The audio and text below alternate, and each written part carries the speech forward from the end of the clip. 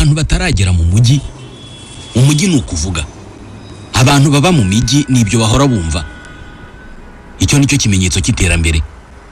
Abantu b'uruvunganzoka aho buri wese avuga ibye, imodoka na moto n'amagare bibyigana bivuza amahoni. Abantu bahonda ibintu utamenya ibyo ari byo, imashini zisya, izisudira, izisenya, izubaka n'izikora mu nganda zisakuza. Aya majwi abanyamujyi bayumvisha amatwi yabo, ariko banayumvisha amazuru yabo. Ibihaha byabo birayazi cyane, kubera ko ibisohora aya majwi binasohora umukungugu n'imyotsi n'imyanda bitagira ingano byivanga n'umwuka duhumeka, bityo iyo myanda n'umukungugu tukabyohereza mu bihaha no mu maraso yacu. Urabona iki gikorwa dukora cyo gukurura umwuka tukawinjiza mu bihaha, tukongera tukawusohora tudakoresheje ingufu na nkeya tutanabitekerejeho. Ibi bituma buri munsi mu mubiri wacu hanyuramo litiro ziri hagati ya 700 n'igihumbi z'umwuka urimo ikinyabutabire cya oxygene. Birumvikana iyi ngano ihinduka bitewe n'umuntu. Uyu mwuka duhumeka ubugizwe na 78% by'ikinyabutabire cya azote, 21% bya oxygene, hanyuma 1% bikaba byitwa gaz rare. Oxygene ni ikenewe mu mubiri wacu kugira ngo dukomeze kubaho. Umubiri wacu uko wakabaye wose ugizwe n'amaselule cyangwa se utunyangingo. Kugira ngo tubeho dukeneye ingufu. Izo ngufu ziva mu byo turya ndetse no mu kinyabutabire cya oxygene kiba kiri mu mwuka duhumeka. Umubiri utabonye ibyo kurya ndetse n'iki kinyabutabire cya oxygene kiba mu mwuka, ntabwo wakora ingufu zituma buri gice cyawo gishobora gukora ibyo gishinzwe. Ni nka buji, iyo uyicanye warangiza ukayubikaho ikintu, bituma irekeraho kwakira oxygene ibiri mu mwuka, bikayibuza gukora ubushyuhe n'urumuri. Mu yandi magambo, ntabwo ishobora gukora ingufu, bityo ihita izima. Bitangira wohereza umwuka mu mubiri unyujije mu mazuru cyangwa se mu kanwa. Uwo mwuka unyura mu muhogo ukagera mu bihaha. Winjira mu bihaha unyuze mu duheha duto twitwa bronche. Ni uduheha tumeze nk'amashami y'igiti. Iyo ugeze mu bihaha ukomeza urugendo rwawo ukinjira mu dufuko twinshi turi mu bihaha twitwa alveole. Utu dufuko dutwikiriwe n'udusi twinshi ariko duto cyane twitwa capillaire. Iyo umwuka ugeze muri turiya dufuko, cya kinyabutabire cya oxygene kiwurimo kinjira muri utu dutsi duto, kikiyomeka kuri bimwe mu bigize amaraso byitwa globule rouge. Aya maraso arimo oxygene ahita ajya mu mutima, ari naho uhita uyakwirakwiza mu mubiri, akajyana iyo oxygene mu tunyangingo tuyakeneye kugira ngo dushobore gukora akazi katwo. Utwo tunyangingo dukeneye oxygene tuba twakoze gaze dushaka gusohora, dioxyde de carbone. Ni nk'uko imodoka inywa essence igasohora umwotsi. Za globule rouge z'amaraso nazo zazanye oxygene, zigeza mu tunyangingo tw'umubiri, zigahita zifata ya gaze zikayisubirana mu bihaha nk'umwanda ukwiye gusohoka. N'ubundi muri ya nzira, izi globule rouge zizanye dioxyde de carbone, iyo zigeze muri twa dutsi dutwikiriye alveole, zihita zitandukanya ya dioxyde de carbone, ihita yinjira mu mwuka uri muri twa dufuko twa alveole, ubundi ugasohoka mu bihaha, ukazamuka mu kanwa cyangwa se mu mazuru, ukajya hanze. Uko niko twinjiza umwuka mu mubiri tukanawusohora. Ndabasuhuje, nitwa Ismail Mwanafunzi. Wumvise uburyo uyu mwuka uzenguruka umubiri w'umuntu. Uyu mwuka utembera mu mubiri gutya, iyo urimo imyanda, iyo myanda nayo igera mu mubiri muri ubwo buryo bworoshye gutyo. Guhumeka umwuka wanduye buri mwaka byica abantu miliyoni 7. Aba ni abantu bazira igikorwa ubusanzwe kitubeshaho, guhumeka. Uyu munsi ibi byamaze kuba ikibazo gikomeye cyane ku isi, kugira ubwo hashyizweho umunsi mpuzamahanga w'umwuka mwiza n'ikirere gikeye. Buri tariki ya 7 y'ukwezi kwa 9, ubu niho turimo kwizihiza. Kubera ko iki ari ikibazo gikomereye isi n'u Rwanda by'umwihariko, ikigo cy'igihugu gishinzwe kubungabunga ibidukikije REMA cyafashe ingamba zigamije gutuma umwuka duhumeka udakomeza kwandura. Harimo gupimisha ibinyabiziga bisohora imyotsi ngo hamenyekane ingano y'imyuka bisohora. Harimo gushishikariza abantu gukoresha imodoka na moto zikoreshwa n'amashanyarazi. Harimo gushishikariza abantu guhagarika gutwika ibyatsi, ibiyorero n'ibindi bisohora imyuka yangiza umwuka. Reka tuvuge ku rwego umwuka duhumeka wanduyeho, ariko tunavuge ku ngamba zafashwe zirebana no kugabanya iryo humana ry'umwuka duhumeka. Tubahaye ikaze.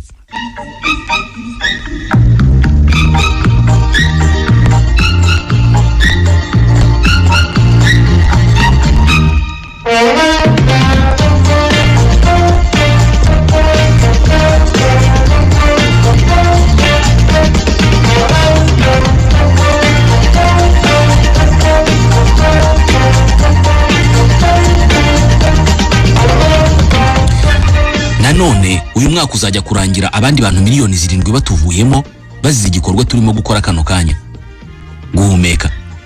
Iyi niyo mpamvu umuyobozi w'ishami rya Loni rishinzwe ubuzima Dr Tedros Adhanom Ghebreyesus iyo avuga kuri iki kibazo akigaragaza nk'icyago gikwiye guhangayikisha buri wese muri twe. In the 2 minutes it takes me to make these remarks, you will take between 24. Aravuga ati mu minota 2 gusa mara ntanga ubu butumwa urabuhumetse inshuro ziri hagati ya 20 na 40. Muri 99% by'abatuye isi, buri wese muri bo uko ahumetse umwuka yinjiza uburimo imyanda yangiza ubuzima bwe. Uko niko buri mwaka ubwandu bw'umwuka bwica abantu barenga miliyoni 7. Ati tugomba gusukura umwuka wacu kandi vuba. Ibi bizasaba imikoranire y'inzego zitandukanye. Abantu miliyoni 7 bitwa n'indwara zikomoka ku guhumeka umwuka wanduye ntabwo ari bo baba bawanduje bonyine. Uyu munsi mu 2025 imodoka miliyari 1 na miliyoni 470 ziragenda mu mihanda hirya no hino ku isi. Mu muryango w'umwe bw'Uburayi mu 2015 52% by'imodoka zaho zakoreshaga mazutu. Uyu munsi zaragabanutse ziri munsi y'8% gusa. Izi modoka zisigaye zirunze muri Afrika cyane cyane y'uburengerazuba. Mazutu isohora umwuka urimo ibinyabutabire byitwa oxyde d'azote, monoxyde de carbone, hydrocarbures ndetse n'ibyo bita particules fines, udukungu duto cyane kandi dufite umubyimba muto inshuro 100 kurusha umusatsi. Duturuka ku itwikwa rya mazutu muri moteur y'imodoka n'ibindi bikorwa bya muntu. Buri munsi buri wese muri twe yinjiza mu mubiri we ibiro 12 by'umwuka. Muri twe ntabwo ari benshi barya ibiro 12 by'ibyo kurya buri munsi. Ibiro 12 by'umwuka kenshi uba wuzuye uburozi. Uburozi bwica bwiganjemo ubwoko bw'imyuka n'uduce duto cyane tw'umukungugu, particules fines. Uburozi bujugunywa mu kirere n'ibikorwa by'inganda bidasiba kwiyongera, ibikorwa byo gushyushya no gukonjesha mu nzu n'ibikorwa by'ubwikorezi mu mihanda. Ibi bikorwa byose twirirwa dukora by'umwihariko ibyo dutwika byaba imbagara cyangwa se ibindi, ariko cyane cyane ibisohoka mu myotsi y'ibinyabiziga cyangwa se mu myotsi yo mu nganda. Haba harimo uduce duto cyane tw'udukungugu twa particules fines nk'uko twabivugaga. Mu mpine batwita PM2.5. N'udukungugu kamwe gapima umurambararo wa mikrometero ziri munsi y'2.5. Mikrometre imwe ipima milimetero 0.001. Nugufata milimetero imwe ukayigabanya mu duce 1000. Kamwe muri two niyo ngano ya particules fines imwe. Iba ari nto inshuro 100 ugereranyije n'umubyimba w'umusatsi. Nakantu utabonesha amaso bivuze ko tuba twuzuye aha hose muri uyu mwuka duhumeka. Niyo tukwinjiye mu mazuru ntubimenya kubera ko ntitunafatika. Uyu mwuka wacu wuzuye mutwo dukungugu. Ku isi ibihugu 7 byonyine nibyo byemezwa ko bihumeka umwuka mwiza. Ni Australia, Estonia, Finlande, Grenada, Islande, ibirwa bya Maurice na Nouvelle-Zélande. Ibi nibyo bihugu byonyine byemejwe ko mu 2024 byari bifite umwuka mwiza wo guhumeka uhuye n'ibipimo byashyizweho n'ishami rya Loni rishinzwe ubuzima. Muri make umwuka wanduye niyo ntandaro ya 4 y'urupfu rw'abantu benshi ku isi. Umuvuduko ukabije w'amaraso uzi imbere mu kwica abantu benshi, ugakurikirwa n'itabi, hagakurikiraho ibyo kurya byanduye cyangwa se bihumanye, hanyuma umwuka wanduye ukaza ku mwanya wa 4. Muri make umwuka duhumeka wanduye wica abantu benshi kurenza inzoga. Buri tariki ya 7 y'ukwezi kwa 9 buri mwaka isi yose yizihiza umunsi mpuzamahanga w'umwuka mwiza n'ikirere gikeye. Buri guhumeka dukora gufita agaciro, niyo nsanganyamatsiko uyu mwaka ugarukaho. Mu Rwanda naho hari ikibazo gikomeye cy'umwuka duhumeka, ari nayo mpamvu ikigo cy'igihugu gishinzwe kubungabunga ibidukikije REMA cyatangije gahunda yo gupima imyotsi y'ibinyabiziga mu buryo bwisumbuyeho mu bukangurambaga bwo kurwanya ihumana ry'umwuka abantu bahumeka. Ibinyabiziga byose bikoresha lisansi, mazutu n'ibikoresha lisansi na mazutu cyangwa se hybride nibyo bipimwa imyotsi. Gupima iyi myuka bikorerwa rimwe n'isuzuma risanzwe ry'imiterere y'imodoka hakurikijwe uburyo imodoka ikoreshwa. Ubwandu bw'ikirere dukura mu mwuka duhumeka bwibasiye hafi imijyi minini yose yo ku isi ku nzego zinyuranye. Imijyi ituwe n'abantu benshi niyo yibasiwe cyane. Imijyi yo mu Bushinwa no mu Buhindi imyinshi yamaze kugera ku kigero cyo gutabarizwa. Abaturage bayituye babaho mu bisa n'akaga k'ubuzima bwabo. Aba batangiye gukoresha agapfukamunwa kera na mbere yuko tumenya icyorezo cya COVID-19. Ubwandu bw'umwuka ni icyago cya mbere gishingiye ku bidukikije giteje akaga ubuzima bw'abatuye isi. Ibipimo bya American Air Quality Index byerekana ko uyu munsi umujyi wa mbere ku isi urimo umwuka wanduye wo guhumeka witwa Lahore muri Pakistan. Umwuka wo muri uyu mujyi uranduye ku buryo mu 2018 abantu 135 bapfuye muri uyu mujyi bazize ubwandu bw'umwuka bahumeka. Buri mwaka abagera ku 100 bicwa n'indwara ziterwa no guhumeka umwuka wanduye. Bibarwa ko guhumeka umwuka wanduye bigabanya imyaka 5 ku cyizere cy'ubuzima umuntu usanzwe yari afite. Uyu mujyi wa Lahore muri Pakistan ni urugero rwiza rugaragaza ibyago umuntu ateza isi. Lahore niwo mujyi wa kabiri munini muri Pakistan, utuwe n'abantu miliyoni 15. Muri uyu mujyi kuhaparika imodoka cyangwa se moto mu gihe cy'iminota 30 iba yamaze kuzuraho ivumbi. Ubusanzwe umwuka duhumeka ntabwo ugira impumuro, ariko umwuka wo muri uyu mujyi ufite impumuro. Udupfukamunwa abantu bambara twandura mu minota mike cyane ukikambara. Imyotsi iva mu binyabiziga, ikoreshwa ry'amakara riri ku kigero cyo hejuru ndetse n'ibyotsi bisohoka mu nganda ziri hirya no hino muri uyu mujyi nibyo soko y'uyu mwuka wanduye. Kuvuga mu gihe cy'iminota 15 utambaye agapfukamunwa muri uyu mujyi, mu kanwa kawe haba hamaze kuzuramo umukungugu. Benshi mu batuye muri uyu mujyi bafite ibyago byo kuburira ubuzima mu biganza bya kanseri y'ibihaha. Bajya kure bakavuga ko guhumeka uri mu mujyi wa Lahore bingana neza no kunywa amasegereti 15 ku munsi. Uyu ni umujyi utajya usinzira kubera ko abantu bawuzamo baturutse hirya no hino ku isi, by'umwihariko muri Aziya. Ibinyabutabire birimo cuivre, magnesium, zinc, selenium ndetse na arsenic nibyo binyabutabire bigize umwuka uhumekwa muri Lahore. Muribuka tuvuga kuri particules fines cyangwa se twa duce tw'umukungugu tuba turi mu mwuka tuba twuzuye mu bikorwa bya muntu, by'umwihariko ibyotsi biva mu nganda no mu binyabiziga. Kamwe muri turiya dukungugu gapima mikrometre ziri munsi y'2.5. Ni nayo mpamvu batwita PM2.5. Kubera uburyo ari duto kandi tukaba tworoshye mu buremere, tuba dufite ubushobozi bwo kumara igihe kinini mu kirere mu mwuka, kandi ubuto bwatwo budufasha kunyura mu mazuru ntitubashe kuyungururwa n'inzira z'ubuhumekero tukagenda tukagera ku bihaha. Buri gihe uko uhumetse winjiza mu mazuru yawe miliyoni nyinshi z'utu dukungugu. Iyo tugeze mu bihaha, kubera ubuto bwatwo tujyana n'umwuka uva mu bihaha winjira mu maraso unyuze mu dutsi duto cyane twitwa capillaire. Utu dukungugu natwo tugenda muri uwo mwuka tukinjira mu rwungano nyamaraso. Aha niho dutangirira inzira yo guteza indwara z'umutima, kanseri y'ibihaha, indwara z'amaso, asma, umusonga n'izindi ndwara z'ubuhumekero. Binemezwa ko guhumeka umwuka nk'uyu bishobora gutuma ababyeyi babyara abana batagejeje igihe cyangwa se bikanateza ibibazo ku mikurire y'ubwonko bw'umwana. Ishami rya Loni rishinzwe ubuzima ndetse n'ikigo cy'Abanyamerika gishinzwe kurinda ibidukikije bavuga ko PM2.5 cyangwa se tudukungugu twavugaga twa particules fines, bavuga ko uturi hejuru ya 50 tuba duteye ikibazo gikomeye ku buzima bw'umuntu. Muri Lahore zishobora kugera kuri 600 mu duce tumwe. Ubwandu bw'umwuka wo muri Lahore bukubye inshuro 9 ubwandu umubiri w'umuntu ushobora kwihanganira. Ibi nibyo bihitana abantu 100,000 buri mwaka muri uyu mujyi. Ikibabaje nuko abenshi ari abana. Birumvikana icyizere cy'ubuzima cy'abatuye uyu mujyi cyagabanutseho imyaka 5. Undi mujyi ufite umwuka wanduye ni New Delhi, umurwa mukuru w'Ubuhindi. Hari abantu bakunze kujya kure bakavuga ko ari n'umurwa mukuru w'isi mu kugira umwuka wo guhumeka wanduye. Uyu mujyi utuyemo roho miliyoni 34,700. Muri uyu mujyi ahantu hangana na metero cube imwe haba hari mikrograme ziri hagati ya 300 na 500 z'udukungugu duto tutagaragara twa particules fines. Mikrograme ni kimwe mu bipimo fatizo by'uburemere kiri munsi cyane ya garama.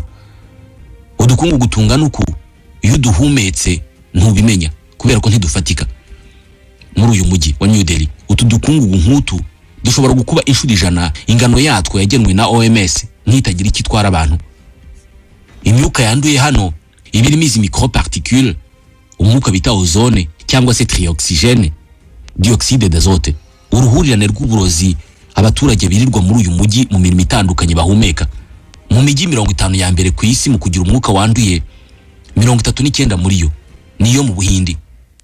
Buri mwaka mu Buhindi hapfa abantu miliyoni n'ibihumbi 500 by'abantu bazize indwara z'ubuhumekero. Kuva mu myaka 7 ishize abatuye New Delhi batakaje imyaka 3 ku cyizere cy'ubuzima. Abaho bose babaho mu bibazo bingana n'iby'abanywa-tabi. Muri iki gihugu ntabwo ibi byago bigarukira ku mijyi gusa. Nk'ikibaya cya Singrauli nirwo rutirigongo rw'ingufu zikoreshwa mu Buhindi.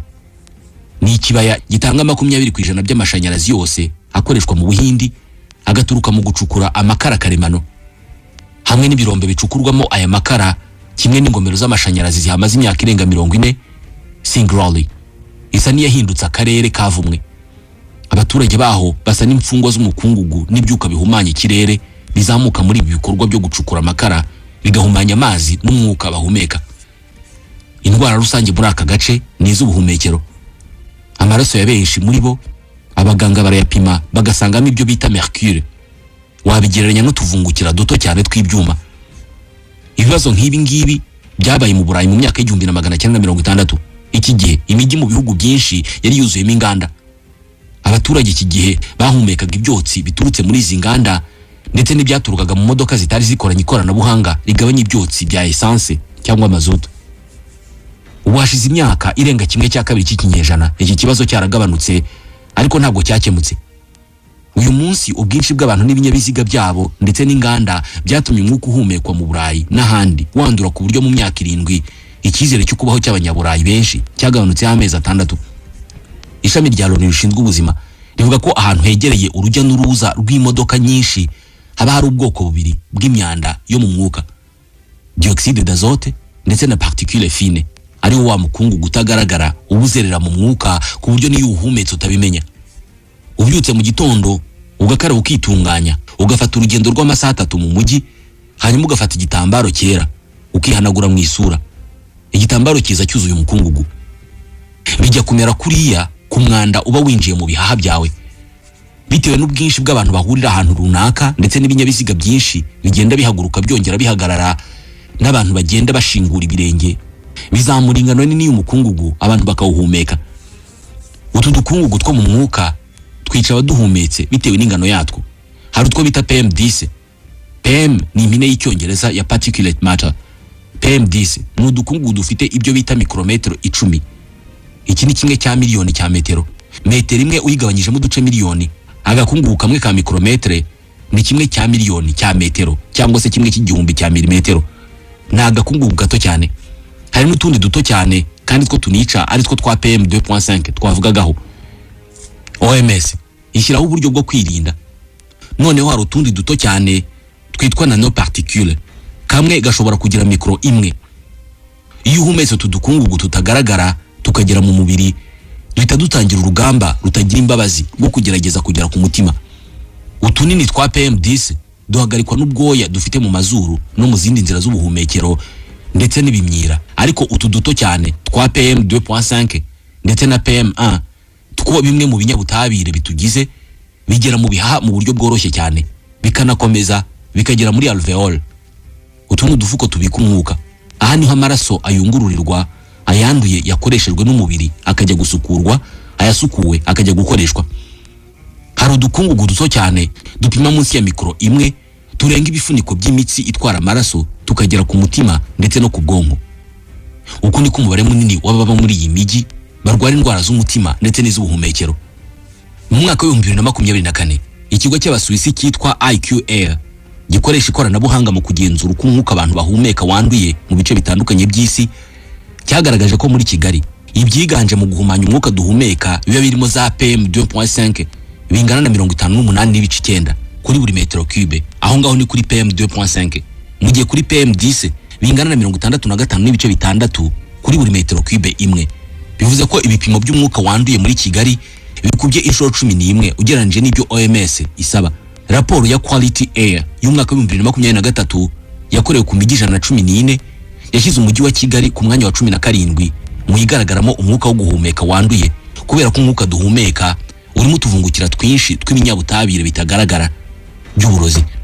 Inyigo ku nkomoko y'ibitera ihumana ry'umwuka duhumeka mu Rwanda yakozwe mu 2018 yo yerekanye ko imyotsi isorwa n'ibinyabiziga izi imbere mu bihumanya umwuka mu bice by'imijyi cyane cyane ahegereye imihanda inyurwamo n'ibinyabiziga byinshi. Naho gucana inkwi, amakara no gutwika imyanda n'ibishingwe biri imbere mu guhumanya ikirere mu bice by'icyaro no mu bice by'imijyi bituwe. Hashingiwe ku byagaragajwe n'inyigo, hashyizweho ibipimo by'imyotsi ibinyabiziga bidakwiye kurenza. Leta y'u Rwanda kandi isanzwe ifite ingamba na gahunda zinyuranye zo kubungabunga ubuziranenge bw'umwuka duhumeka. Ku ikubitiro mu 2016 hashyizweho itegeko nimero 18 akarongo 2016 ryo ku itariki ya 18 y'ukwa gatanu mu 2016 rigenga uburyo bwo kubungabunga ubwiza bw'umwuka no gukumira ihumana ry'ikirere mu Rwanda. Muri gahunda ya guverinoma yo kwihutisha iterambere biteganywa ko gutekesha ingufu zikomoka ku mashyamba bizagabanywa kugera nibura ku rugero rwa 42%, hagatezwa imbere ikoreshwa ry'ingufu zitangiza ibidukikije n'umwuka duhumeka kandi zisubira. Muri uyu mwaka kandi leta y'u Rwanda yatangaje gahunda y'ibikorwa byo kurwanya imihindagurikire y'ibihe, bikaba bigize umusanzu w'igihugu mu gushyira mu bikorwa amasezerano ya Paris yerekeye kurwanya imihindagurikire y'ibihe. Iyi gahunda iteganya kugabanya 38% bihwanye na toni 4,400,600 z'imyuka ihumanya ikirere. Izashyirwa mu bikorwa ku bufatanye n'inzego za leta zinyuranye, abikorera n'imiryango itari ya leta. Ubu u Rwanda rufitaho gupimira umwuka duhumeka hatandukanye, hatanga buri munsi amakuru y'uko igihugu gihagaze mu bijyanye n'ihumana ry'umwuka. Aya makuru ava mu bipimo bifatirwa mu bice bitandukanye by'igihugu hashingiwe ku bipimo ngenderwaho by'ubuziranenge bw'umwuka. Mu Rwanda indwara z'ubuhumekero ziterwa n'umwuka wanduye ziza ku mwanya wa 2 mu zihitana abantu benshi. Imibare igaragaza ko mu Rwanda moto zihariye 47% mu binyabiziga bisohora imyuka ihumanya ikirere. Ari nabyo byatumye hatangira gushyirwaho ingamba zo gushishikariza abantu gukoresha moto zidakoresha essence ahubwo zikoresha amashanyarazi. Urubuga rwa Rema rugaragaza uburyo umwuka wo mu Rwanda ubumeze cyane cyane mu masaha yo kumanywa mu mujyi wa Kigali, ruba rwerekana ko hari umwuka utari mwiza ushobora kugira ingaruka ku bantu bafite intege nke nk'abana bato cyangwa abagore batwite. Mu gihe imibare igaragaza ko ibinyabiziga ni ukuvuga moto n'imodoka ari byo biza imbere mu guhumanya umwuka duhumeka, ubu hatangiye gupimwa byihariye imyuka isohorwa nabyo. Bikorwa mu buryo busanzwe kuri controle technique, aho police ikomeza kugenzura imodoka, ariko hakabaho n'ahandi Rema izajya igenzura umwuka uhumanya w'ikinyabiziga. Ibi byongeraho ko abantu bashishikarizwa kugira imyitwarire ituma umwuka duhumeka ubungabungwa, nko kwirinda gutwika ibiyorero, ku bagura imodoka bagashyira imbere kugura izikoreshwa n'amashanyarazi, ku bafite izisanzwe bakazisuzumisha, ku nganda bakirinda kwitwikira ijoro ngo basohore ibyotsi mu buryo butagenzuwe n'ibindi. Byemezwa ko hagabanyijwe ibihumanya umwuka, indwara zitandura zagabanuka, icyizere cy'ubuzima kikiyongera, kandi ahantu abantu baba naho bakorera hakaba ahantu habereye